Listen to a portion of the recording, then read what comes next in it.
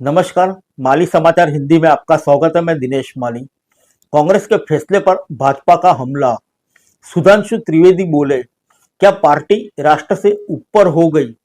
कांग्रेस कार्य समिति ने फैसला लिया है कि पार्टी के कार्यक्रम में आगे से वंदे मातरम के केवल पहले दो अंतरे गाए जाएंगे। भाजपा ने इस फैसले को लेकर कांग्रेस पर तीखा हमला बोला है। भाजपा प्रवक्ता सुधांशु त्रिवेदी ने आरोप लगाया है कि कांग्रेस ने 1937 के अपने रुख को फिर अपनाया है। उन्होंने इसे मुस्लिम लीग के पुराने रुख से जोड़ते हुए सवाल उठाया कि क्या कांग्रेस पार्टी अब भी देश से ऊपर हो गई है। आइए जानते हैं विस्तार से। कांग्रेस कार्य समिति ने बुधवार को 1937 के अपने सर्वोच्च निर्णयकारी निकाय के प्रस्ताव का पालन करने का फैसला लिया है। इसके तहत पार्टी के सभी कार्यालय में वंदे मातरम के केवल पहले दो अंतरे ही गाए जाएंगे। भाजपा ने कांग्रेस के इस फैसले को बेहद निंदनीय बताया। भाजपा के राष्ट्रीय प्रवक्ता सुधांशु त्रिवेदी ने कहा कि इस फैसले से कांग्रेस के स्वतंत्रता संग्राम की कथित एकमात्र उत्तराधिकारी होने के दावे पर सवाल खड़ा हो गया है।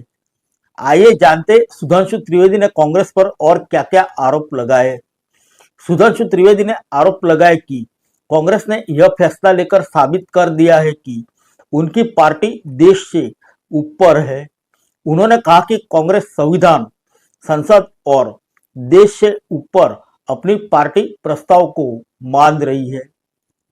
त्रिवेदी ने यह भी आरोप लगाया कि वंदे मातरम के पूरे संस्करण को लेकर कांग्रेस का मौजूदा रूप अपने 1937 के फैसले जैसा ही है। उन्होंने इसे बेहद निंदनीय बताया। आइए जानते हैं 1937 के फैसले का जिक्र क्यों हो रहा है।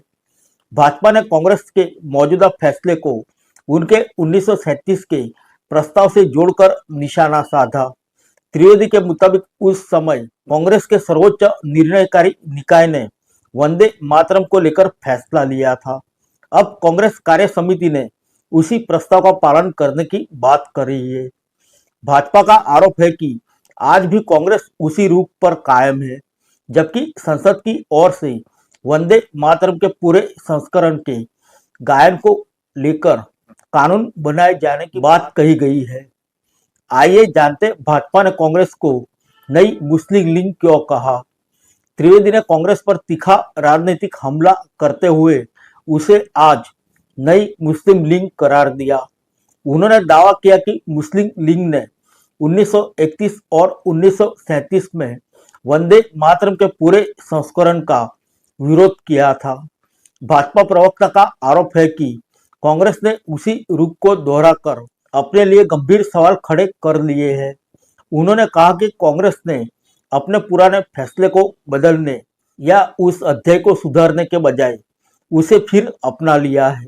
आइए जानते क्या वंदे मातरम को लेकर कांग्रेस और भाजपा के बीच विवाद बढ़ेगा। वंदे मातरम को लेकर भाजपा और कांग्रेस के बीच राजनीतिक टकराव अब और तेज होने के संकेत है।